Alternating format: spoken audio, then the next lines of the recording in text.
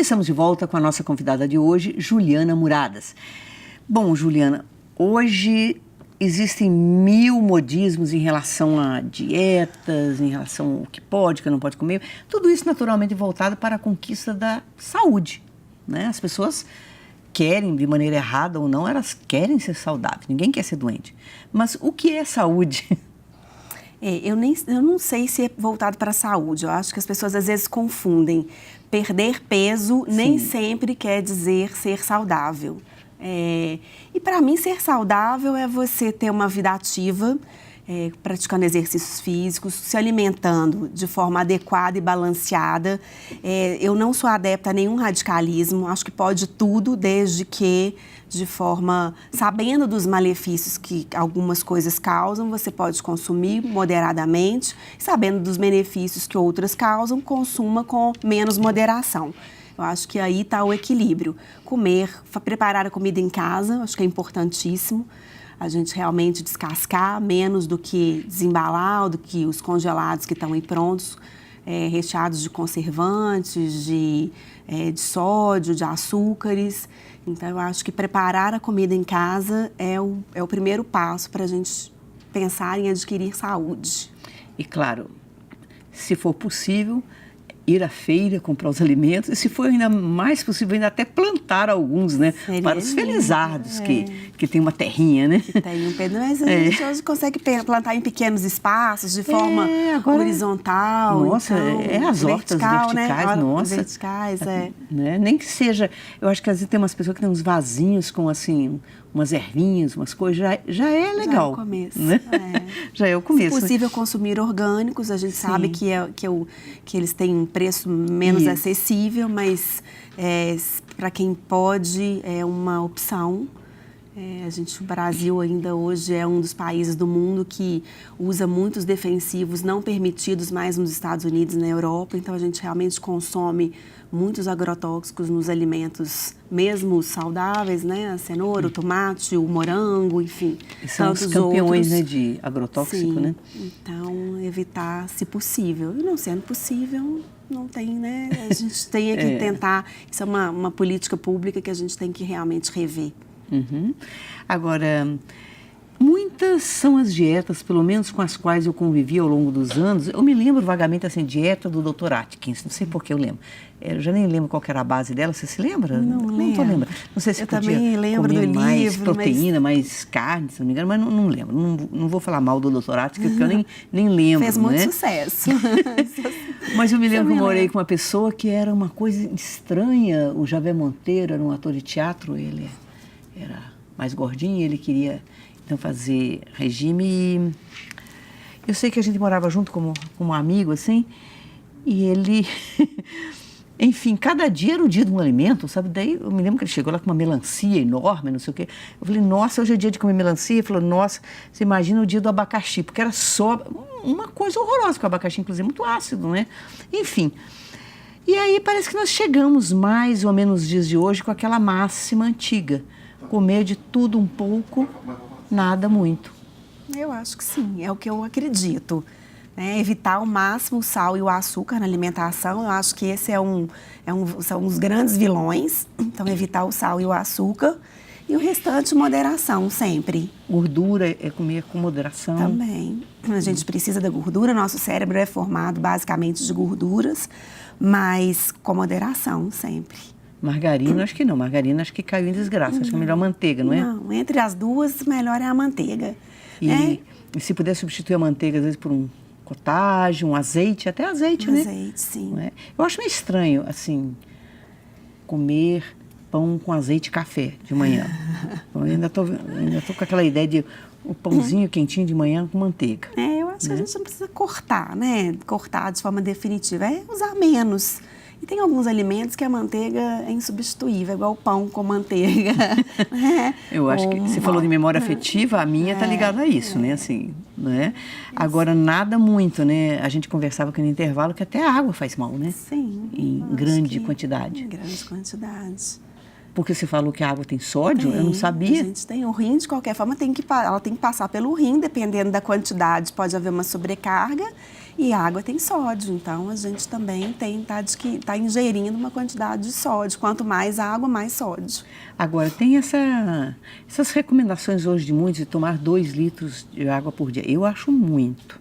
Eu tenho um clínico geral que fala que não é preciso, porque, digamos, a água, ela está, digamos, contemplada em alimentos, no chá, no café, na fruta. Todos esses alimentos têm, de uma certa forma...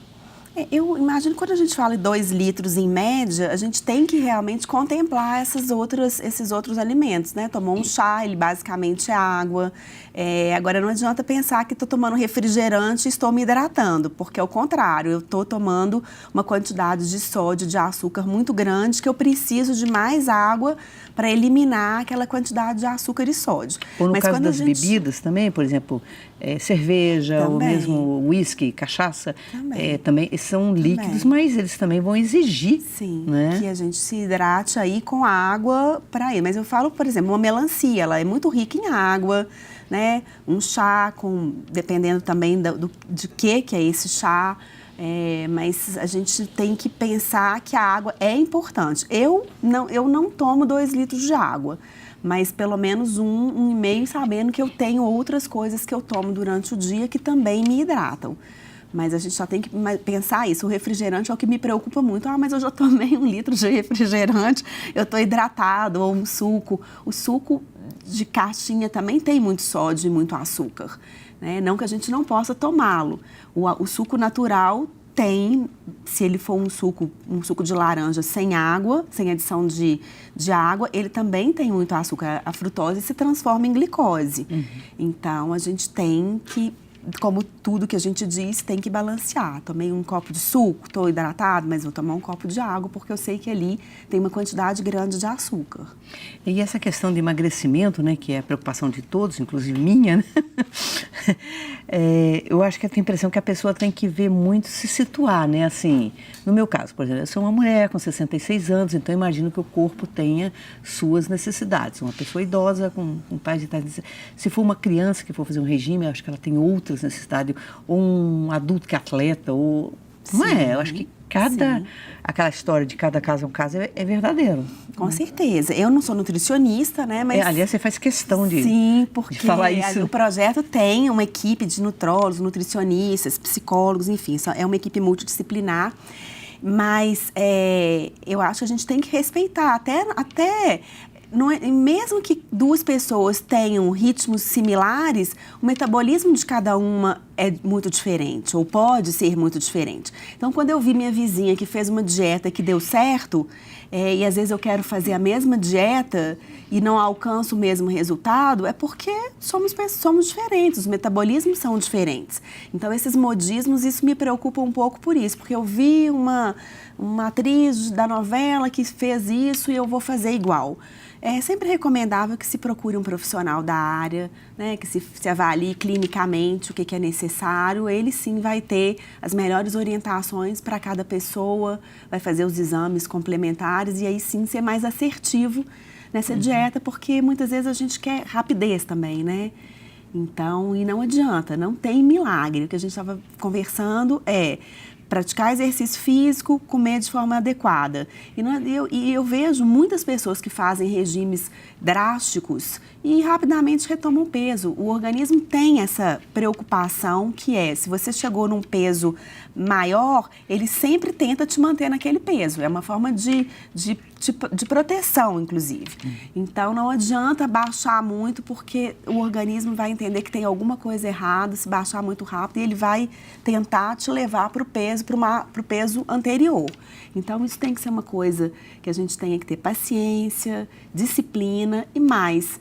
Mudança de hábito mesmo, que começa na infância e, se possível, tem que seguir para toda a vida para a gente realmente conseguir alcançar saúde. E a gente vive mais hoje em dia, né? A ideia é que sejamos cada vez mais longevos. E com isso a gente tem que também ter mais saúde para viver bem.